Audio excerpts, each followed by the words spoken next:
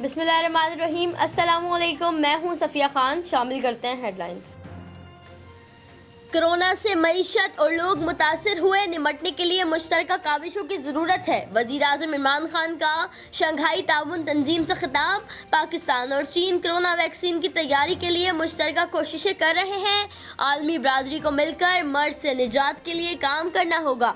वज़ीर आज़म की आलमी मालियाती इदारों और G20 ममालिक से मदद की अपील। वफाकी काबीना ने हुकूमती सब्सिडी को सियासी रिश्वत करार दे दिया। अरबों रुपए माहाना की सब्सिडी के रुझान को जल्द खत्म करने पर इत्तफाक। काबीना अरकान ने कहा, सब्सिडी सिर्फ गरीब तरीन लोगों और पसमानदा इलाकों का हक है। वजीर आजम का कहना था, ऐसे इकदाम करेंगे कि गंदम और आटे का बहरान पैदा न हो। किसी को गंदम की कीमतों पर सियासत नहीं करने देंगे।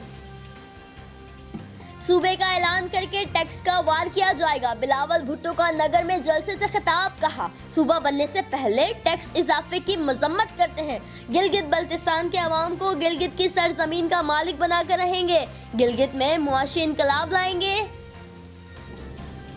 पूरे मुल्क में नारा लग चुका, हुक्मरान जैसे आए उसी तरह जाएंगे। मरियम नवाज का गिलगित में इंतखाबी जलसे से खिताब। कहा, सियासी मुखालिफिन सुन लें, सिलेक्टर सिर्फ अवाम है। धांधली की कोशिश की तो अवाम नहीं छोड़ेंगे। लीगी रहनुमा ने वोट मांगते मांगते लोगों से घर भी मांग लिया।